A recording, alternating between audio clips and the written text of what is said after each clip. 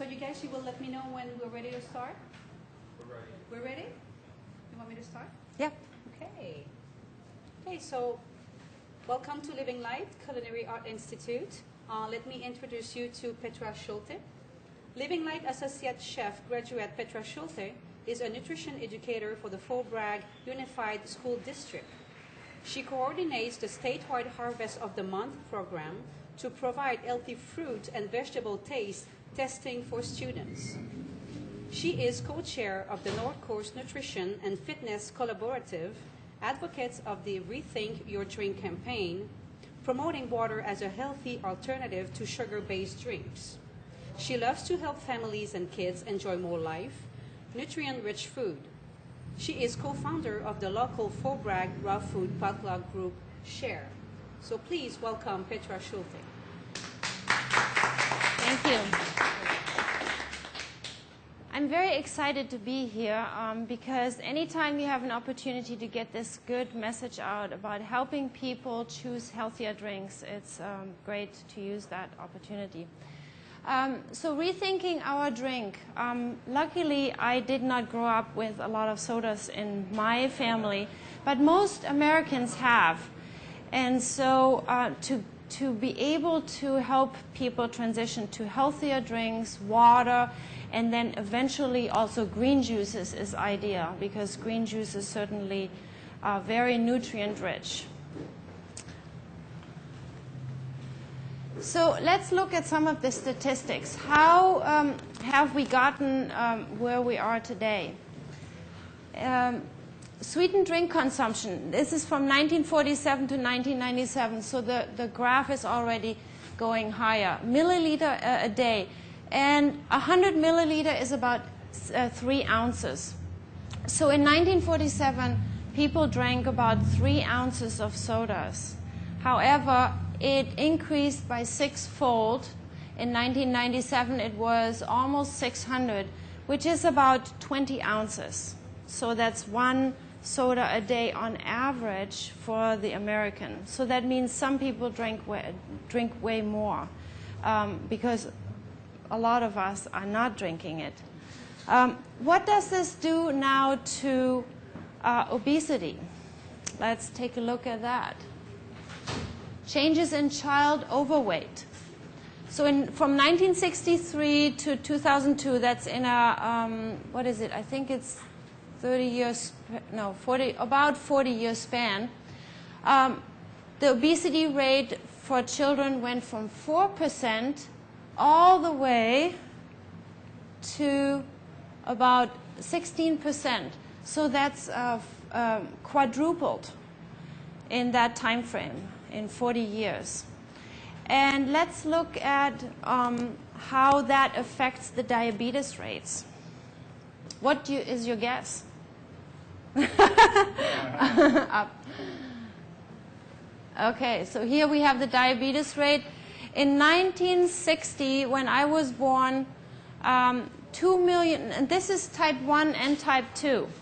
And I would like to thank Ann Jamgoshen, who is the local nurse practitioner, who gave me these stats. She did a fabulous presentation for a sugar savvy training, and she let me use some of the information she has gathered. So 2 million type 1 and type 2, but this was mostly type 1. Then in the year 2000, it went to 10 million diagnosed, and that's mostly type 2. And the projected for the year 2050 is 30 million. It's really worldwide the issue of diabetes, especially type 2, which is preventable and reversible. It is really a lifestyle disease and has strong implications for people's health and is very costly too. I think my husband mentioned the other day, he saw a statistic, it's about $13,000 a year for somebody to have type 2 diabetes. So it's very costly. It's a painful disease in the sense that it also increases your chances of getting cancer, heart disease. You know, the stats go up for that. All right. Then how much sugar is in one soda? And we're always talking sugar, sugar, but really what is in soda? And I have a 20-ounce soda bottle here. It's high fructose corn syrup. So we have, officially it says 17 teaspoons, but it is high fructose corn syrup. And I don't know if you can see this here, but it's up to here. This is the high fructose corn syrup in there, which is a very highly processed product. They don't use cane sugar anymore. And we'll get into some of the effects of high fructose corn syrup in a while. The other day I did a presentation at a staff meeting, and I showed the teachers a 64-ounce bottle of soda. And this is how much high fructose corn syrup is in one of these 64 ounces of sodas. It's over 1,000 calories. And some kids drink a whole one a day. One mom said, "Oh, my son drinks that every day, you know." And I'm not trying to make people feel bad. I know it's a habit and it's a cultural thing. We have been inundated as a culture that it's a cool thing, a hip thing to drink sodas. And it's expensive. You have to buy them instead of drinking water. Water is still relatively cheap if you have it at home, either through by having a well, or you can filter the tap water. It usually filters out the chlorine and the fluoride, and then you have a pretty clean source of water. And you can just use a container like this one that initially costs money to buy, but it pays off in the long run because you're not buying and wasting all this, adding to the landfill. So it's also an environmental issue what we are drinking, not just a health issue. So you can use a bottle. I have it with a strap, so it's easily transportable. I even put a sticker on there that says love, and I'll tell you in a minute why that is helpful, because, well, I might as well say it now. Some of you might have heard about Masaru Emoto. We are made out of water, and you can affect the crystals of water by what thoughts you have. And this is a wonderful children's book, The Secret of Water, that explains how important water is to us, since we are mostly made out of water, and also how what our thoughts really affect our body, because it is made out of water. So it's very important what we think, and also I think it's helpful to bless the water that we drink. So that's why I put a love sticker on there. So decreasing soda and sweetened beverage consumption is one of the most promising strategies for preventing obesity. Because if we take in liquid calories that are not nutrient-rich, high fructose corn syrup is not nutrient-rich. It actually damages your body. Sugar, refined sugar, is not nutrient-rich. So you're adding calories that are not supporting your well-being. And that's part of the obesity epidemic. So when I drink one soda a day, theoretically, I could, just by the calories, which are about, 250 calories, theoretically, I could gain about 25 pounds a year, just by adding the calories a day. And to burn it off, you would have to walk an hour, which would be great. I mean, if we all walked 1 hour a day, that would be awesome, right? I mean, that would be fabulous. It's one of the best ways to exercise, especially when you're outside in nature. And here in Fort Bragg, it's just we have our oceans, the rivers, we have forests, so we have great opportunities to walk. All right. So soda additives. There are many, but let me talk to you briefly about 4 of them. The first one, high fructose corn syrup. Did any of you see the video King Corn by any chance? Yeah? I do have a reference for it at the end of the slideshow. So it talks about the production of corn, but also the subsidizing corn, and then having it available as a cheap sweetener. And that's why the soda industry switched from cane sugar to high fructose corn syrup. Even though it's complicated to make, it is much cheaper to use in sodas, and not only sodas. There's a new film out, which is great, Food Inc. Anybody seen Food Inc.? Yeah. And that talks about where else we put high fructose corn syrup. I mean, it's just about almost in anything. And so it's really crucial to read labels. One thing also, I just saw a video, and you can see it on the web. You can Google Sugar, the Bitter Truth. And it's a film made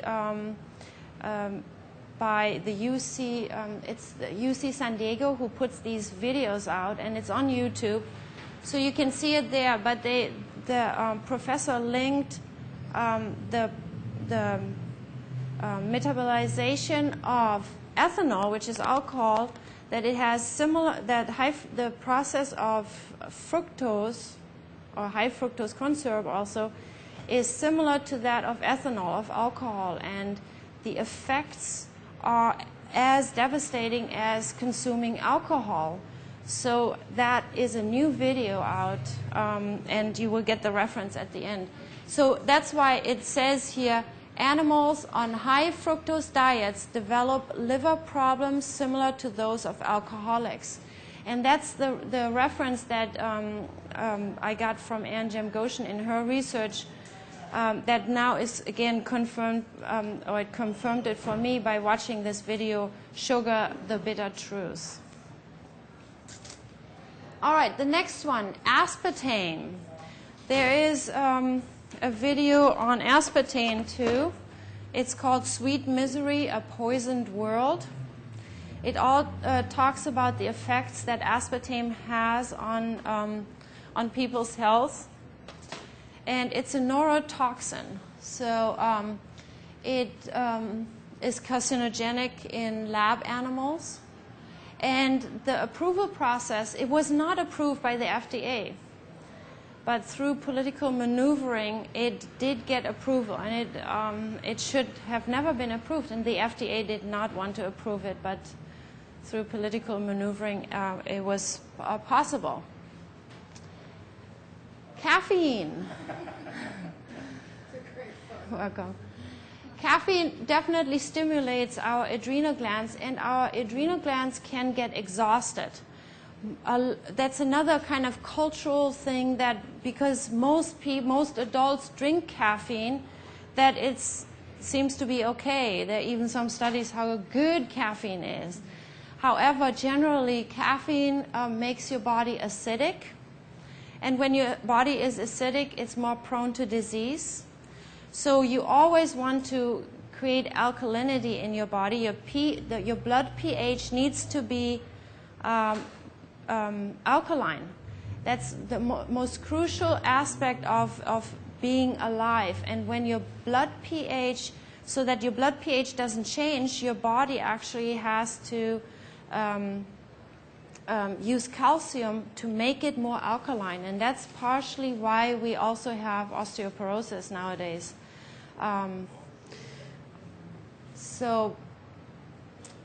Certainly, you know, so in sodas there is caffeine, and so you want to avoid that for children and adults. And people can get hooked very easily. Then phosphoric acid. I only knew this until recently, or I didn't know it. Phosphoric acid basically also leaches calcium out of your bones, and it is in sodas. And that is quite a shocker for people, and of course contributing to osteoporosis again. So do we really want to drink something that causes bone loss? Yes? I have heard of that there is a health issue with bubbly, with carbonated water, but I couldn't specifically tell you how that comes about. But there is an issue, so it's not all that good. So you would want to do some research yourself on it. It's probably really acidic. Yeah. Anything else might be wrong. Yeah, and right now I wouldn't be able to answer that properly. And the question was, what is with bubbly water? Is there an issue with calcium also?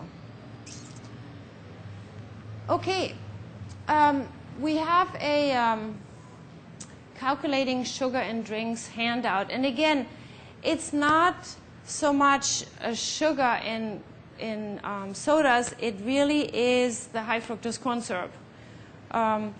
But let's say you wanted to figure out how much sugar is in, or how many teaspoons is in a drink or in any of the packages that you get. And generally, if something is already in a packet, it's most likely not something necessarily healthy. The healthiest foods are fruits and vegetables. And they are usually not packaged in cardboard boxes. We can pick them at the grocery store. Hopefully we grow some at home. But if you do have a packet, you can figure out how many teaspoons of sugar are in a packet. So you just divide the grams. So like here I have sugar, 55 grams. Of course, you also need to check serving size. So sometimes there are 2 servings in a packet or in a soda, but a lot of people just drink it in one sitting, and so you need to multiply it. So let's say with the 55 grams of sugar, you divide it by 4, and then you have the teaspoons of sugar. All right, so then functions of water in the body. There are so many functions of water. Water is absolutely essential. As I mentioned, most of our body is made out of water. Especially carrying nutrients and oxygen to cells. I think that's one of the most crucial. Also for getting toxins out of your body, you need water. So if we do not drink enough, or if we don't hydrate ourselves enough, because we don't only need water, we could use green juices. And I'm going to start doing that myself as a practice, that I will not only drink water or flavored water that I flavor myself, but use green juices to hydrate myself. I have to say, for green juices, it takes more time. It costs more money because you have to buy more vegetables. Certainly you could grow them, but it takes time to grow it.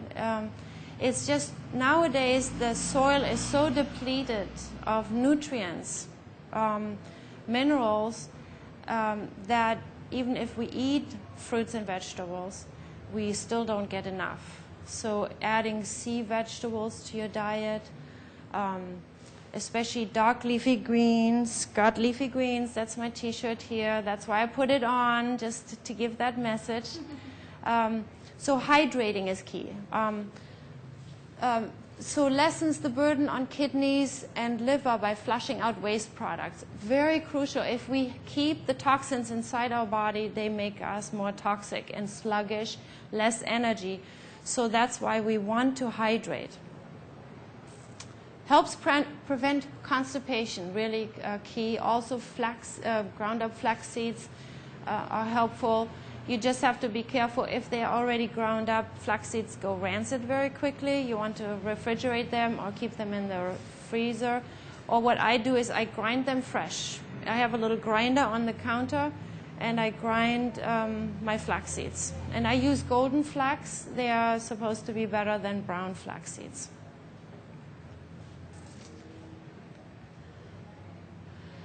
So my hope is that you will take this message, you that are here and you that see it online or wherever else, hopefully this video will be shown, that you will talk to people.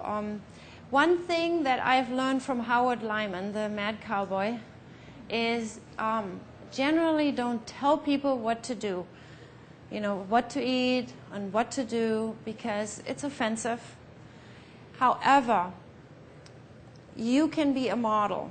I'm a teacher, so I consciously model what I do. So I always bring my water. I eat healthy foods. I talk to people about it when they want to hear it, and I have to learn that a little bit more. Like, you know, to wait till they ask me, and then give them only the information they asked for, rather than much more. And at the same time, I'm hoping that you will take this message and talk to people about it and give them the information. If people knew that phosphoric acid is in sodas and that it is damaging to their bodies, they probably will think about it twice. Having a healthy weight, it's helpful to let them know that it's really liquid calories that are not nutrient-dense foods, you know, like other foods that we eat or other foods that we drink. So I brought you some samples. So just to go over what I wrote, limit the added sugar. Whole foods, the concept of whole foods, most of you are probably familiar, but if you have an apple, that's a whole food. If you make apple juice from it, you have a fractional food because the fiber is removed. And one thing that I've learned with the video, sugar, the bitter truth is fructose is highly toxic, but packaged with fiber, it's fine. So that fiber really helps make fructose palatable. So whole foods have fiber in them, right? We have not stripped it off the, like we haven't taken, let's say, agave nectar is a healthier sweetener, but it's still taken from a cactus. So it's not a whole food anymore. So you want to limit that. Staying away from processed and packaged foods, definitely. Reading the nutrition facts label is crucial because you can learn how much sodium is in there. Anytime you use animal products, of course, you have cholesterol in there. So you want to check those basic items. Then instead of drinking sugary drinks, I brought you some options of what to do for water. You could just, and after my talk, we'll have them at the back table and you can try them. So what I did this morning is I just cut up some cucumbers and I put them in water. And the water absorbs the flavor of the cucumber. It's quite refreshing and nice. And you can mix and match. I come up with new concoctions all the time, and it's very easy to just use water, add something that you like, and flavor it that way. I have some melon balls in here. You could just use melon and squish it. I mean, like with a fork, you could mash it and then mix the juice with it. Again, what I'm steering away, I have a recipe of lemonade on the back table. And you don't want to just use the lemon juice. You want to get the pulp in there too. So what I did today is, this is a mixture of hibiscus flower and rosehip. And you can get it in packages, you know, at health food stores. So I mixed up hibiscus and rosehip. You just add it to water, and then I strained it this morning. And then I added orange, not just orange juice, but I want to show you how I did this, just so to give you an idea. I cut the orange, of course, and then I just use a fork to get the juice out, but also the pulp. And if you could hold this for me so I don't dump it on the microphone. So I just kind of scrape it out here. I'm going to point it toward me so I don't. So I scrape out the pulp with it and then get both of it in. So here I have a hole now, and because I got the juice and the pulp. And I think that's really crucial. Again, the whole food concept. If you separated just the fructose from the fiber, it's not as healthy. The last one I think I have here is mint. Mint is really nice. My husband also turned me on to rosemary. Rosemary has lots of good properties, and I read about it last night. They were numerous. There was just one warning: it's not good for pregnant women, and a few other things. So before you use... What? You can't have rosemary if you have high blood pressure. Exactly, high blood pressure. For people with high blood pressure, it's not good. So that's why I chose mint today. You always want to be on the safe side, especially when you are a teacher. You know, so before you put anything in your water, make sure it's something you have eaten many times and you're fine with it. And then, of course, the last point is exercise. Here at the Expo, we emphasize a lot foods that we eat or what we drink, but using exercise, and not just like a few minutes, ideally half an hour a day. For kids, definitely 60 minutes. And why not do it outside, possibly? Because, again, it's so funny. Like yesterday, there were so many good speakers, you know, and I wanted to hear them, and I was rushing out the door, and then I was thinking, gosh, I'm still a little hungry. So I started to grab for food in my car, so I would start driving and eating, and I'm going, okay, wait a minute. Okay, I'm going to be driving and eating to go to a lecture, and then at the lecture, they're going to be telling me that it's really important to sit down when you eat.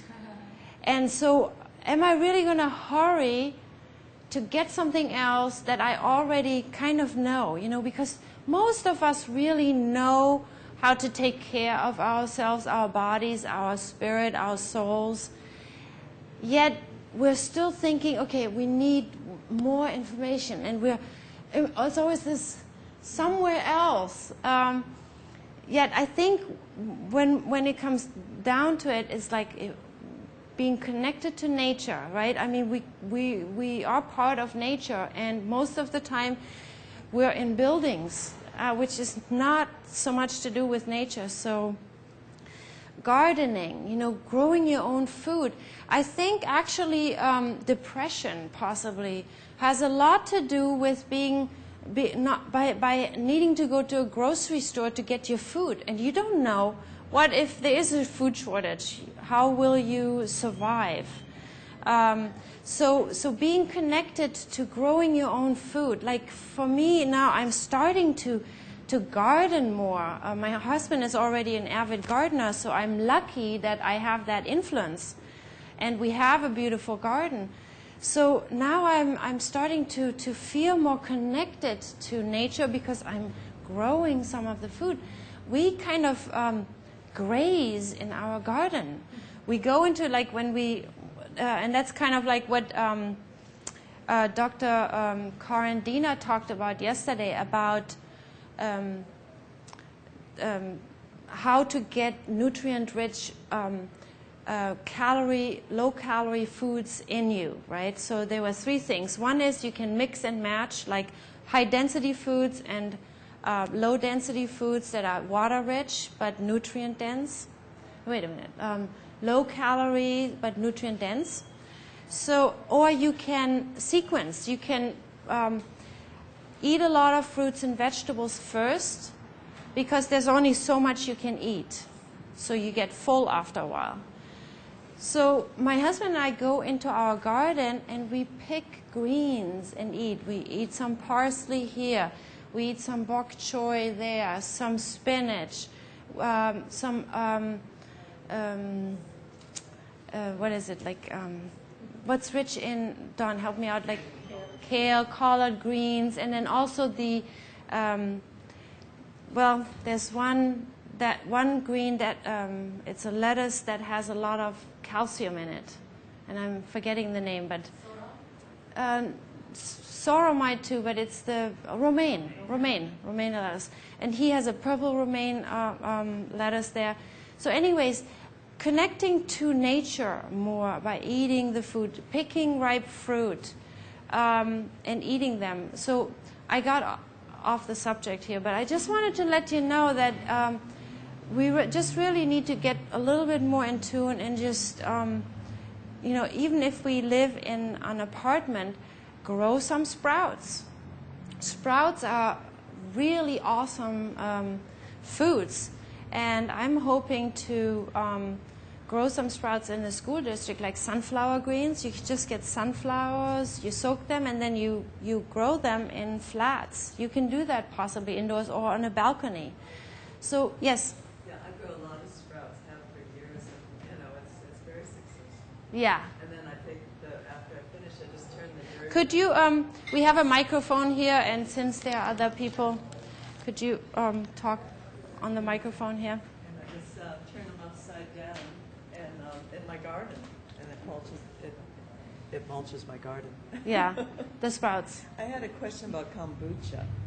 Oh, I'm not an expert on kombucha, but go see if... Somebody, I make it myself at home. Yeah. But I make it with black tea Okay. and sugar. Okay, yeah. And then I put this culture on top of it, and Yeah. in about 10 days it turns into... Yeah, it eats the sugar Yeah. and ferments. I mean, fermented, here, I mean, if you want my personal opinion, okay. I'm sure it's a better drink than others, okay? So I personally don't use kombucha because it uses sugar. And it's, what kind of sugar is it? Is it... It's organic, but it just... But it's refined, right? Is it white? It's not brown, it's, yeah. And even if it's brown, it's crystallized, right? So then here you are starting with a refined sugar. And another thing I learned from, I think it was Matt Monarch, you know, but I knew it before too. Refined sugars and refined flours are the two worst things to eat. After that, it's, you know, meat and dairy products, but they're not on top. It really is the refined sugar and the refined flour. So let me say this in defense of kombucha. okay, Don, could you come up here because it is getting filmed too, and then you can say it here in the microphone. Thank you. I had always sort of worried about what you're making that out of also. But just recently, and it was Ann Jamgoshen actually who recommended kombucha as a good drink. And, sorry. Put the microphone closer to you. Okay, put it closer. Is that better there? Yes, it's Yeah. louder because we can't hear that. Okay. Speak up. Okay. So it was Ann Jamgoshen who recommended it as a good drink. And then what I did is, you know, just recently they've come out with commercial varieties of kombucha. And if you pick up those bottles and you look at the ingredients in them, they're almost 0 calories in kombucha. And what it really means is the mushroom is absorbing all of that sugar and you're drinking what is left over after that. And I think it's basically a good drink. And then, of course, it has very good probiotics in it. Mm-hmm. Yeah. No, just don't overdo it. Yeah.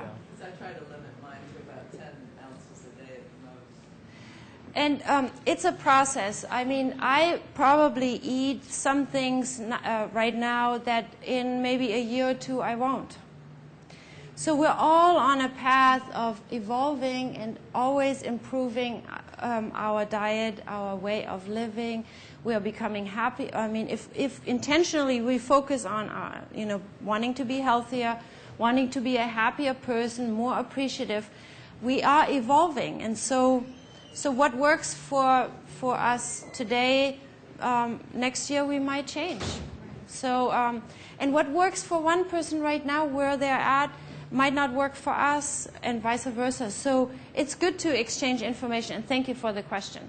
So let me check here. just to go through the slide, I think there was the references, yeah, the resources, the video Sugar, the Bitter Truth. I recommend you Google it, and you can see it on YouTube. And then also the video King Corn is helpful, but I think this, and the Sugar, the Bitter Truth, wow, there's so much chemistry in there, biochemistry, that I will have to watch it several times to be able to get everything. And King Corn and Sweet Misery.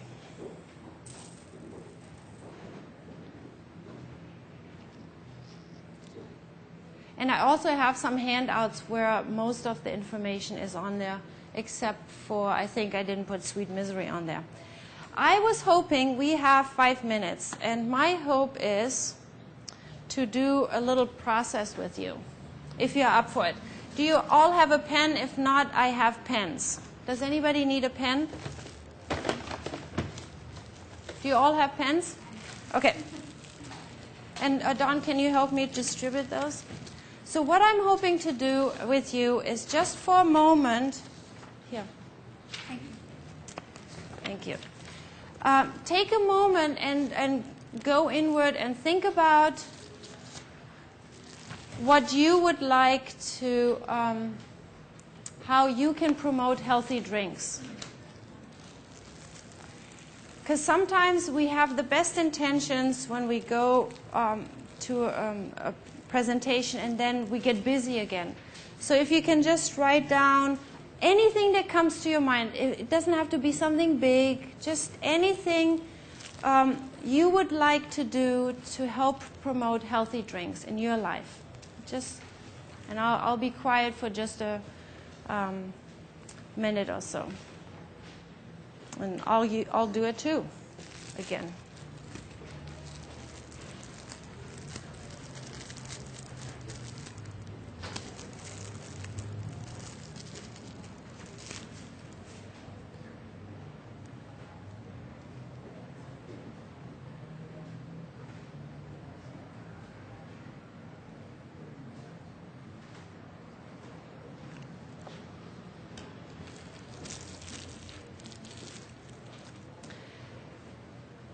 And I'm going to just, let me give you just another minute. And those of you who watch it on the web, I'm hoping that you will take a piece of paper and do that too.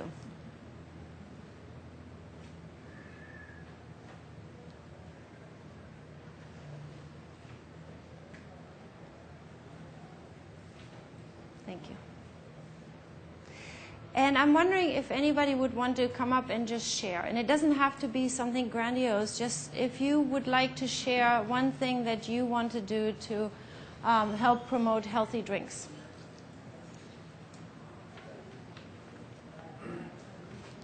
Well, just... Yeah, Mark, and would you come up just for the microphone? Otherwise, because we are filming it, nobody will hear it. Well,